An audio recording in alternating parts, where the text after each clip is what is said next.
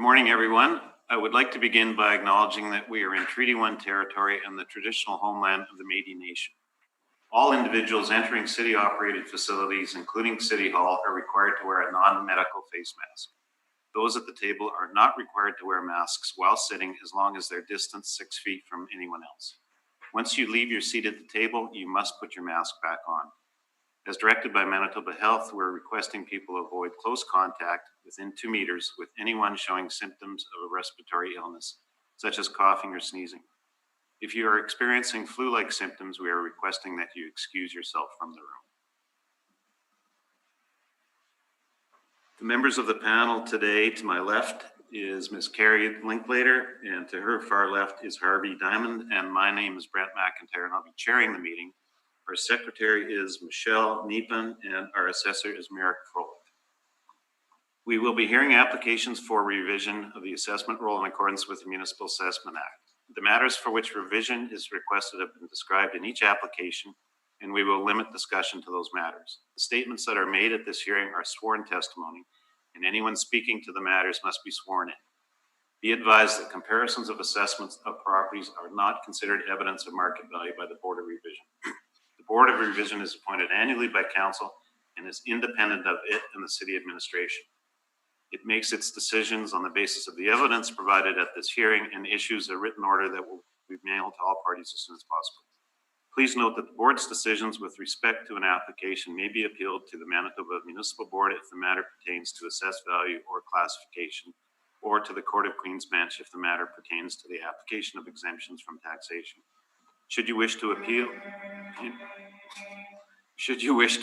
information on how to do so will be included with the Board's order.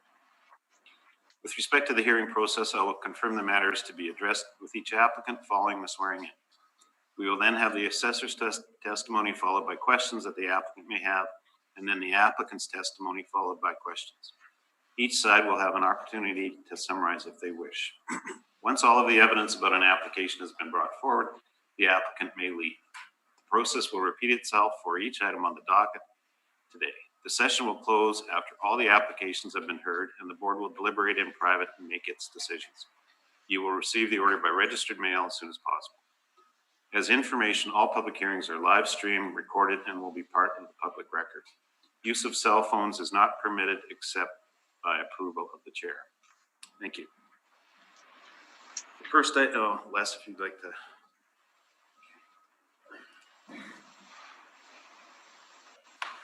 I almost forgot.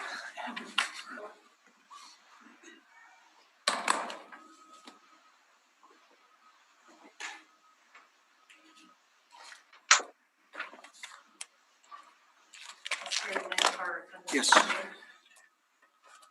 Can you state your full name, please? Les Stokowski. Do you affirm that the evidence requested at this hearing is true? And you have copies of your brief? Yes, I do. Okay.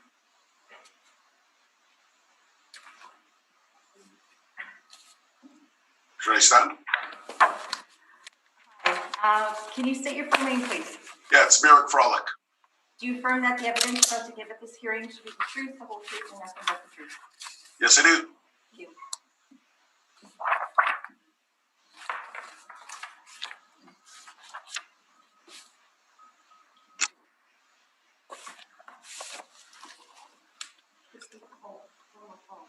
No, there's only two. The other ones have been settled. 40 Otter has been settled. And you're going to deal separately with the first one. 101 the boss. Oh. Okay, you know what? I forgot that file, but we're going to accept the assessment. On Voss. On Voss as well. And Manahan? And, You're still going to do the copy.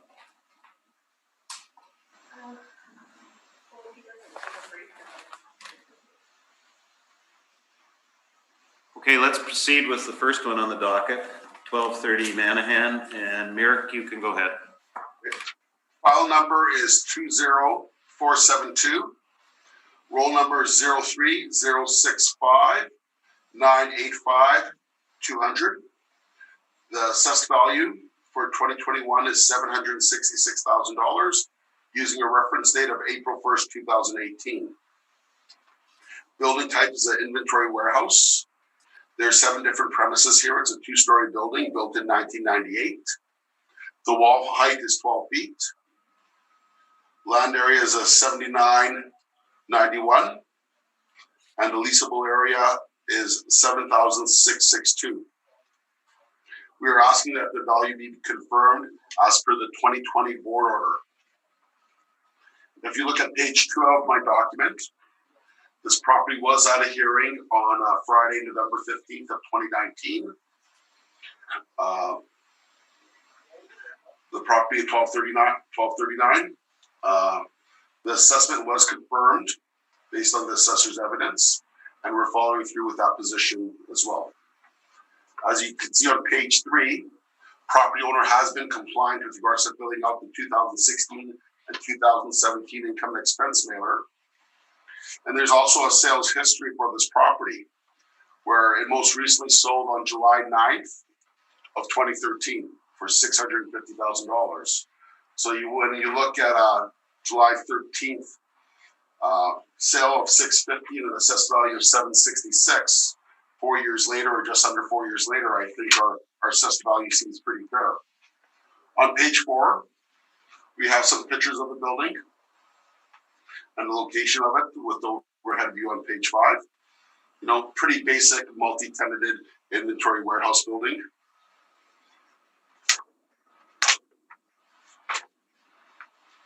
On page 6 is our cap rate study, showing a range between 6.34 and 7.8. And on page 7, we have the breakdown of all the different areas and with regards to the market rents that we were using.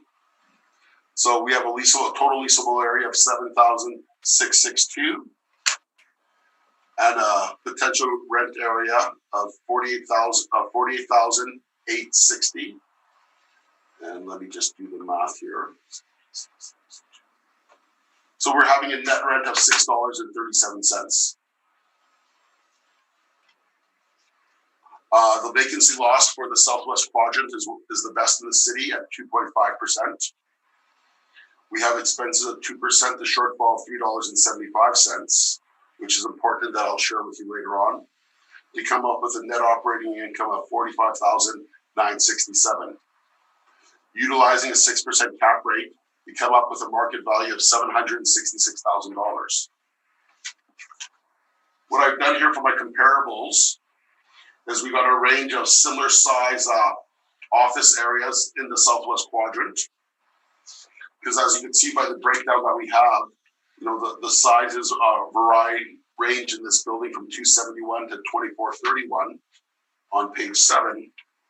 And my comparables are in that similar range between 1,000 and almost 3,000 square feet. We're showing a market range of rents anywhere from $5 up to $12, all built within similar period of times, all in the southwest quadrant. One thing I didn't mention is that the wall height is 12 feet for the subject property as well, because it's essentially an office, not a warehouse per se, but it's like an industrial warehouse. And our wall heights that we're using is very comparable. On page 10, we have an overview map of where it's located at in the Fort Garry Industrial Park area on page 10. And on page 11 shows some pictures of the office space of what we have there. So as you can tell, it's a decent looking place. It is like the building was built in 20 years ago, so it's reflective of the condition. Page 12 also shows some additional pictures. On 13, some additional pictures as well. And page 14. So when we look at page 14 here, we're looking at the income and expense mailer that was provided by the property owner. So what they're showing here is that they're showing gross rents. So if we look at the rental income of $116,246 divided by the leasable area of $7,663, we're showing a gross rent of $15.16. So even if we use a shortfall of that, we're using a $3.75 or $4. the actual net rent would be around $11. And our model rent is $637. So in that regards, our assessed value is very fair. Additional thing that I noticed here is with regards to the property management fees. What we're looking at is they've claimed $13,200 to reduce further expenses for leasing out the space. Well, that's over 10% in terms of management fees. So that seems a bit high from my perspective.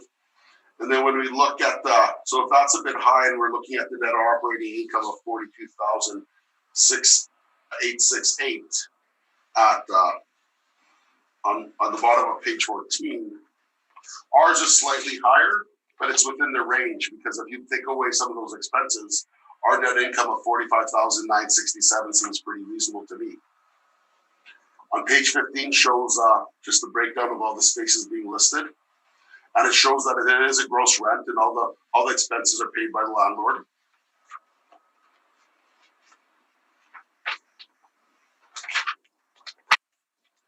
Page 17 and 18 shows just our basic cap rate information. And that concludes my formal presentation. Thank you. Thank you very much. Les, do you have any questions or statements? I have no questions. Questions? Harvey? I have no questions. Carrie? I have no questions, thank you. And I have no questions. Now it's up to you, Les.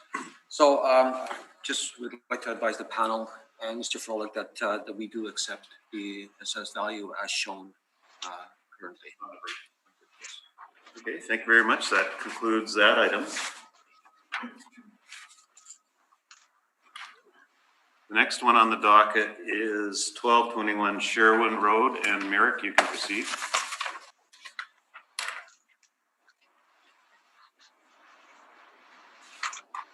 File number is 20471. Roll number is 0756904840. For 2021, the assessed value is $4,305,000 using a reference date of April 1st, 2018. Two buildings built here, built in 1966. One of the areas is 51,384 square feet. The other one is 6,015 square feet. The wall height ranges between 11 and 22 feet, depending if it's office or warehouse space. We have a land area of 193,680, and we have a leasable area of 57,399. Its zone is M2, and we're asking for the assessed value to be confirmed as per the 2020 board decision. On page 2, looking at file number 194854, you can show that the property was heard on November 7th of 2019, and that the assessed value was confirmed by the assessment taxation department and by the applicant. On page 4 shows a picture of it, and that shows that the property owner has completed their income and expense bill information. And on page 5, you're noticing just a range of similar rents of similar sizes. The model rent that we're using is $574, and with comparable rents that are on Hutchings, on Dublin, on Barrie, and on Notre Dame, all within a similar range of the $574. On page 6, we're looking at a leasable area of 57,399. At $574, it comes up with a potential rent of $329,470, utilizing a 4% vacancy, which is indicative of the area. Expenses at 2% shortfall at $375. We come up with a net operating income of $301,355. Using a 7% cap rate for the area, our assessed value is $4,305,000. On page 8, 9, 10, and 11 is our basic cap rate information. And on page 12 shows the location of it. It's very close to Red River Community College, the Notre Dame campus. Very quarter to the corner of Route 90 in Notre Dame. And you can see the location on the red dots. Page 12 shows the layout of the building. And 13 shows the layout, and the top of 13 shows the layout, and the bottom of 13 shows the entrance area. What we have here is some on page 14. We have some general pictures of the yard and the courtyard. Bottom of page 15 shows the manufacturing aspect of it, or the warehouse aspect of it. And 16 does the same. Shows it's a relatively clean building, decent lighting from afar, from what we can see here. And page 17 shows just the general office area. This is an older listing that would have taken place in 2017 on 1221 Sherwin Road, where the price has been reduced. So well situated in St. John's Industrial Park. It has a low site coverage area, good quality construction, full sprinkler system, and the listings by Capital Commercial Real Estate. Initially, the sale price for this property was $6,250,000, and they were trying to sell it for $5,750,000. There are the property details of the property showing the electrical service, the parking, just the HVAC details. Page 20 shows the vacancy rates for the area and the different information with regards to inventory. Page 21 shows similar information that I've shown before. And page 22 and 23 shows the site plan and the floor plans for the area. And 24 shows the office plan, and 23 shows the main floor plan. On page 25 is one of the leases. This property has had an issue of vacancy recently. And what they're looking at here is this is a listing with Colliers that was presented at the last hearing, where they're asking for $10 a square foot, with operating costs being $6 in this situation. So as you can see, at $10, maybe the marketplace, maybe it's a bit overpriced. Maybe if it was closer to the model rate, then maybe there wouldn't be a vacancy issue here, but I cannot speculate. I'm just making an observation. Page 26 and 27 is similar to the Capital Real Estate portfolio with regards to their advertisement. And page 28 and 29 does show that the property owner does complete the income expense mailer. And on page 29 shows that we had received a 311 inquiry that the doors were locked, and they vacated the property as of July 30th, 2017. That concludes my formal presentation. Thank you. Thank you. Les, any questions? Yes, thank you. Mr. Frolick, so you have indicated that this property is vacant. Do you know how long it has been vacant? According to my notes that were on the very last page, it's been vacated since they moved out of the office July 30th. And we made the effective date of the vacancy for BA August 1st, 2017. So just 1 year away from less than 1 year away from the reference date. So this property has been vacant now for close to, 4 years? Well, it's only less than a year from the reference date of April 1st, 2018. And right now, if we're doing the math here, we're in September of 2017. It was vacated 2017. We're in October of 2018, so just over 3 years.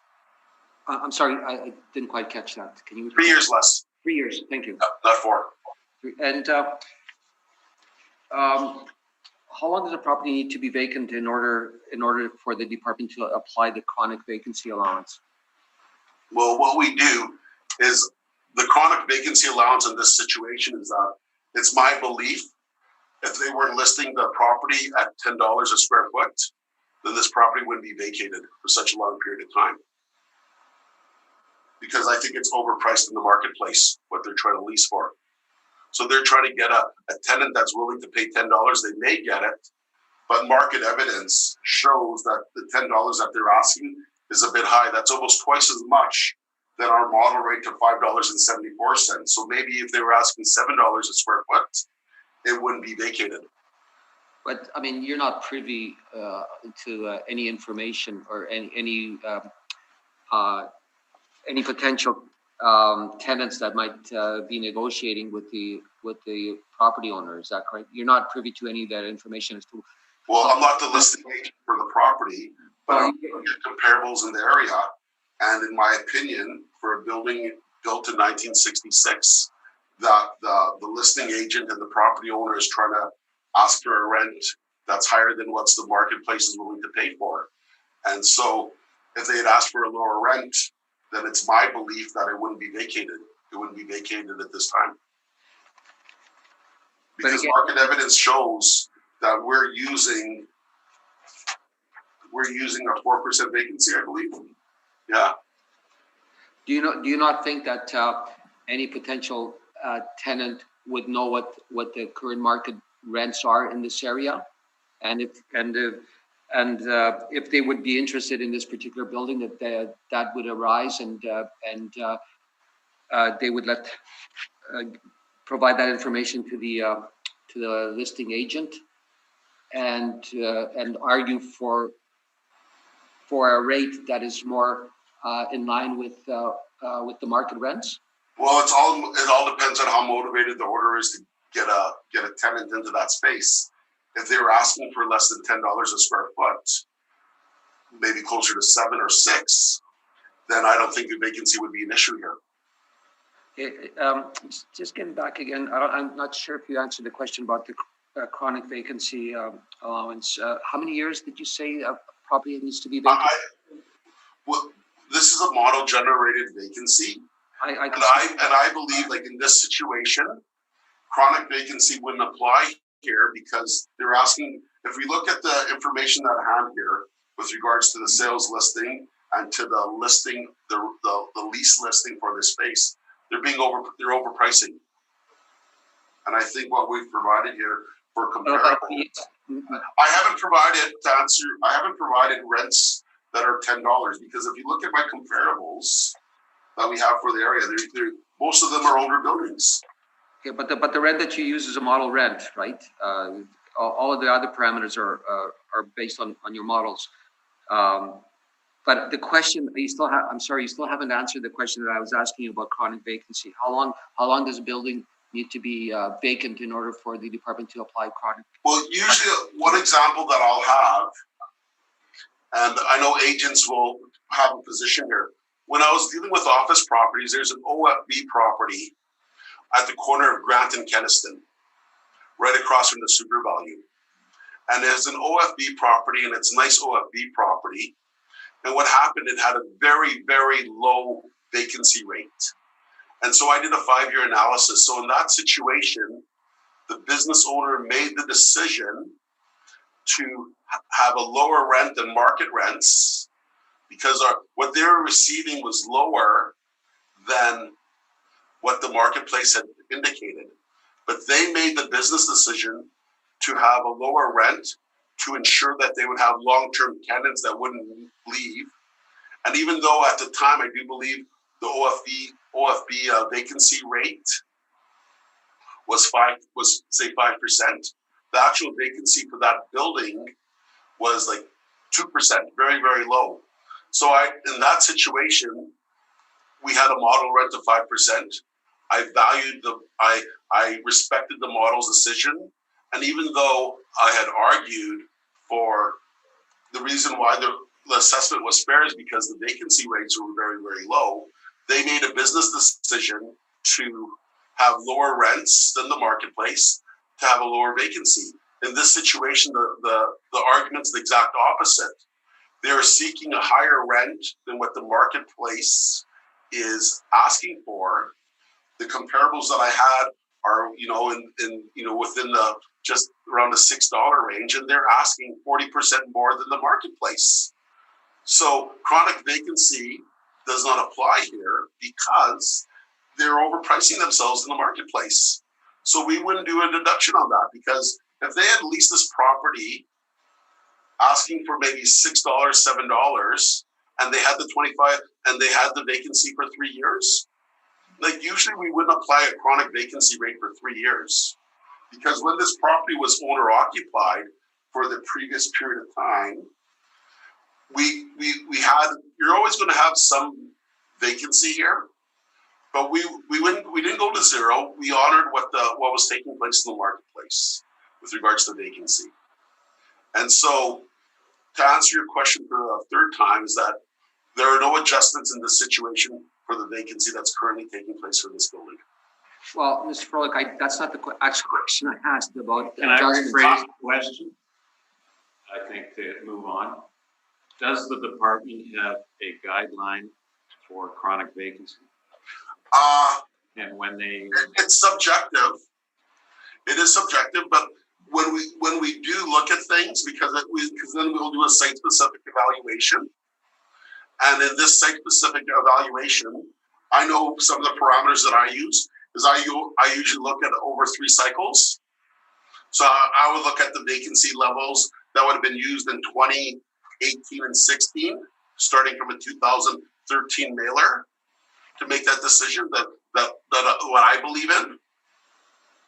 But I clearly believe chronic vacancy that's not why vacancy is taking place in this building right now. It's my opinion. No, it doesn't. I mean, I don't think it answers your question either. Well, you said it's subjective. So how can I not answer? I said I look at three different assessment cycles, which is a 6-year period that I do. So how doesn't that answer your question, Les? So, Mr. Froelich, I guess I mean I've seen chronic vacancy allowances of 25% on properties that have been vacant for a long time.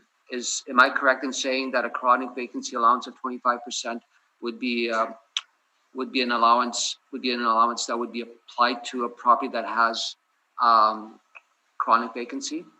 Everything's done on a site-specific basis, and so we have to look at other factors here. I think he's answered the question. Okay. All right, those are my questions. Thank you. Thank you. Harvey? Gary? I just have one question. On your brief on page 18 and 19, where you've got the listing. Yep. Yeah. Do you have a date on that listing? Well, what they had referenced, it would have been from 2017. Okay. Because they're using the property taxes from 2016. So my guess it would be 1 year reverse. So they know what they would have paid for property taxes in 2017. So, and that would sort of coincide with regards to when the last tenant left the building. Okay, so you don't know then if there's been a further reduction in the sale price? What has happened here is that the property did sell on September 4th, 2018, but it was post-reference. Okay.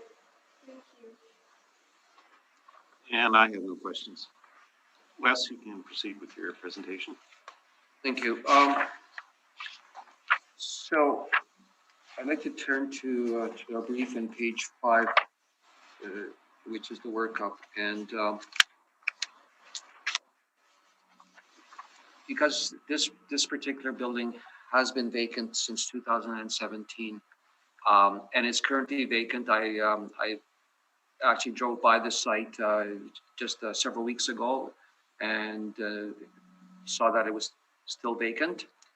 And based on my prior experience with respect to chronic vacancy allowance, where the department had applied to 25% vacancy allowance to properties that have chronic vacancy, I'm asking for a 25. In this particular instance, I'm asking for a vacancy allowance to be increased to 25%. I'm also asking for reinstatement of the non-recoverable expenses, 5%. And because this building is old, it's about 55 years old, over 55 years old, close to 50 years old. I'm asking for a cap rate of 8.5% for the value, and the value at those parameters would equal to $2,552,000. $2,552,000. So again, in short, basic argument is with respect to the vacancy rate, and this property has been, as I said, it has been, and Mr. Frolick had confirmed it's been vacant since July 30th, 2017. Thank you. Thank you. Merrick, any questions? Okay, looking at the pictures that I provided in my lease, and does this look like a building that hasn't had any improvements done to it in the past 55 years? Well, I mean, on your site, it's the effective age of this property is 1969. So what we're looking at, it has had some improvements, but the effective age still is 1969. Yeah, so do you think that we have made an error with the effective age for this property, and that the effective age should be newer for this property based on the condition of it? I have no idea whether an error was made. I'm looking at the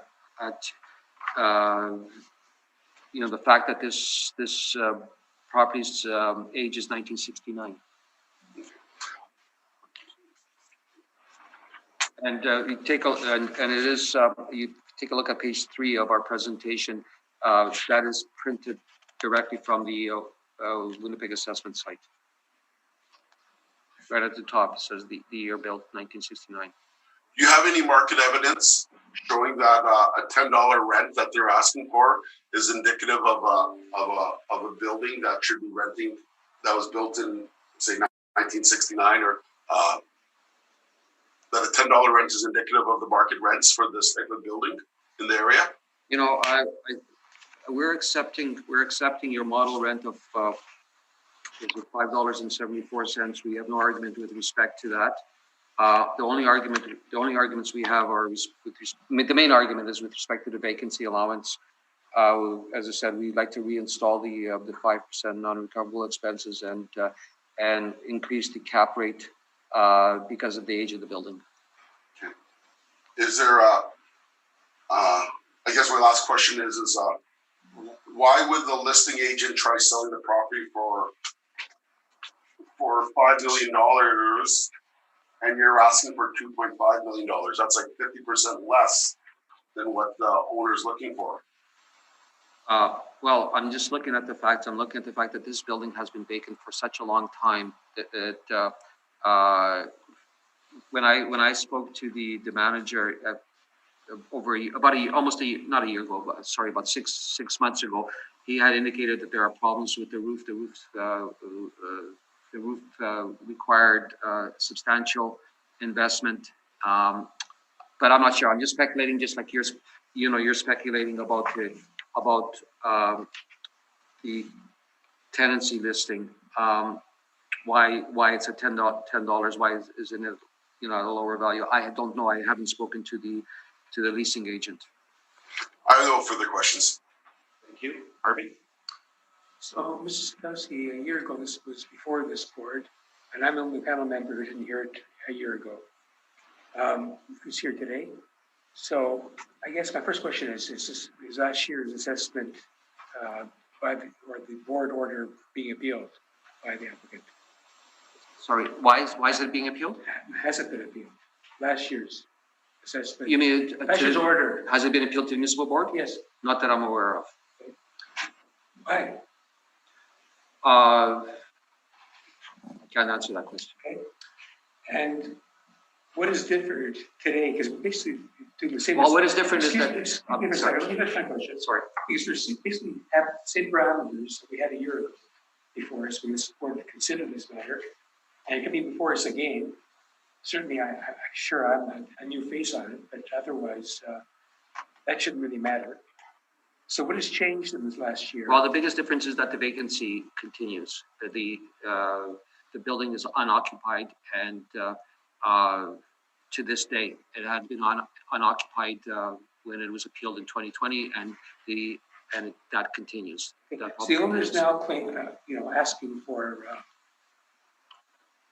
significant decrease in the assessment, but at the same time, they're trying to sell the property, appears, for a specific amount more than the Well, assessment. it's been sitting, Well, no, hang on, no, it seems to be like, how can they take both positions? On one hand, they're saying it's worth a lot more than it's assessed at. On the other hand, you're saying right now it's worth a lot less. Well, I'll give you an example from my personal experience. I have, for example, a home that we have listed at $750,000. We feel, $750,000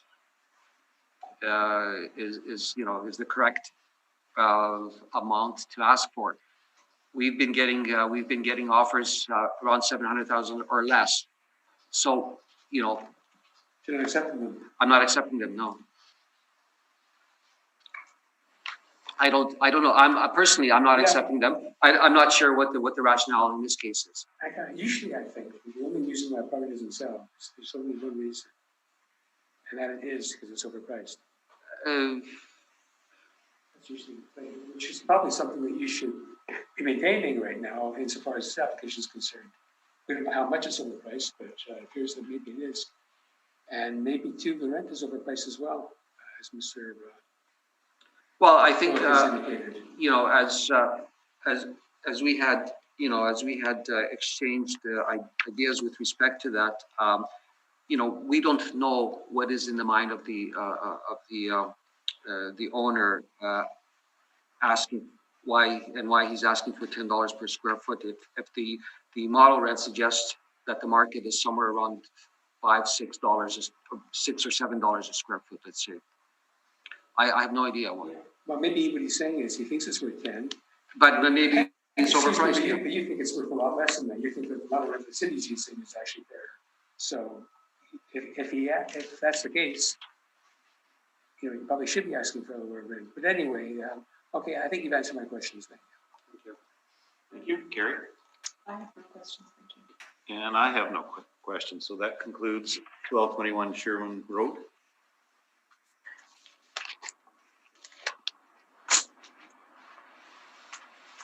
And the next one and the last one on the docket is 101 DeVoe. And Merrick, you may proceed. Bear with me here for a second.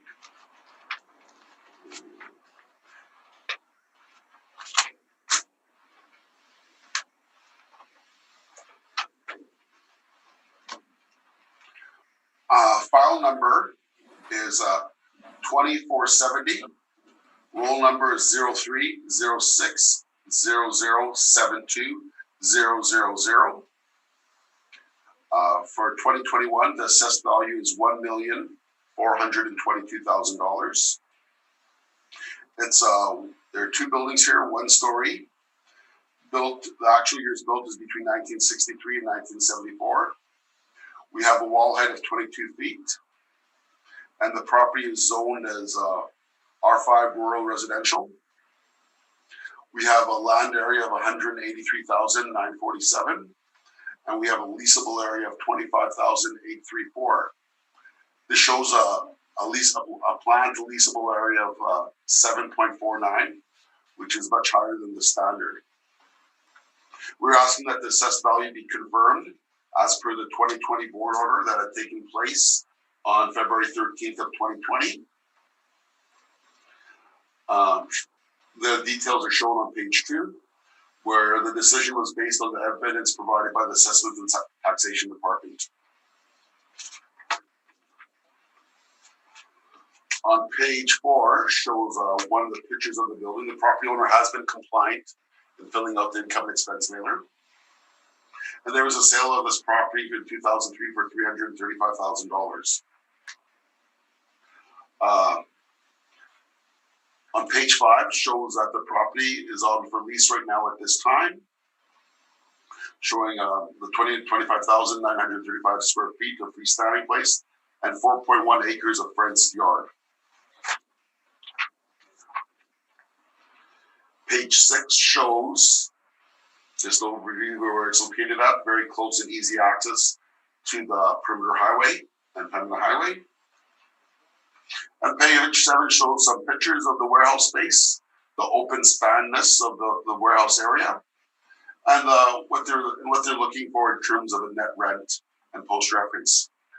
The sales mailer, the sales listing is post-reference, which is why I blocked it out. But what they are asking for is significantly higher than the $4.40 that we're using for this property.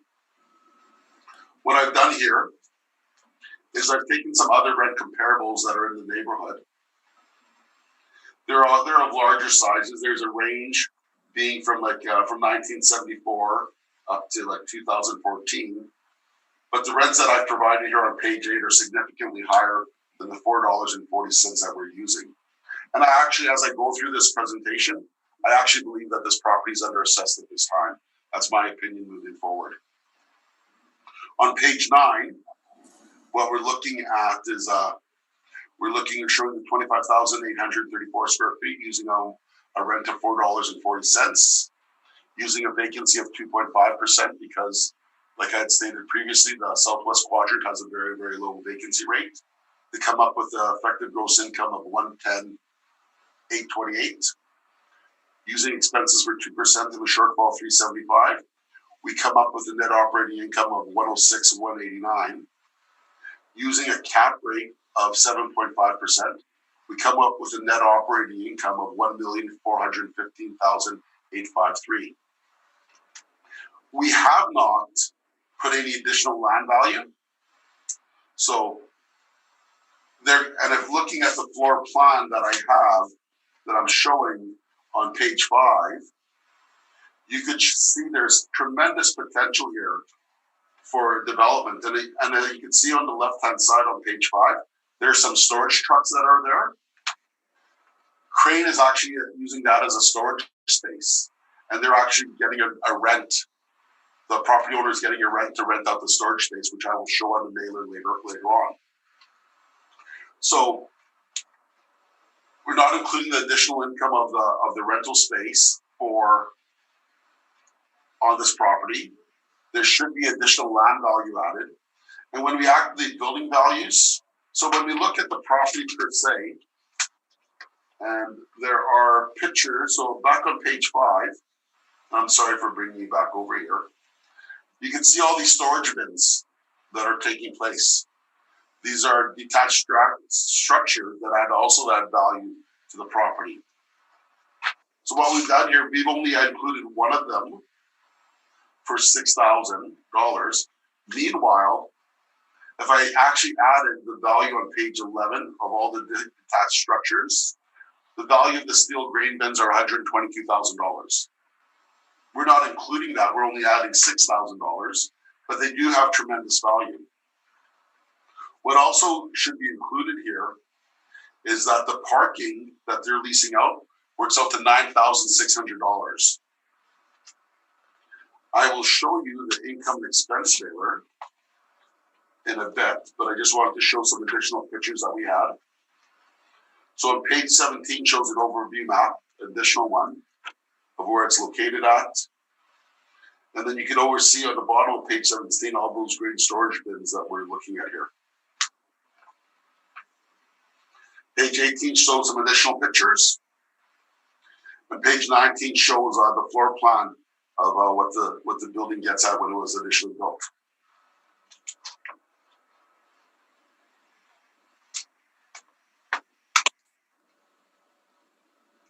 Page 20 shows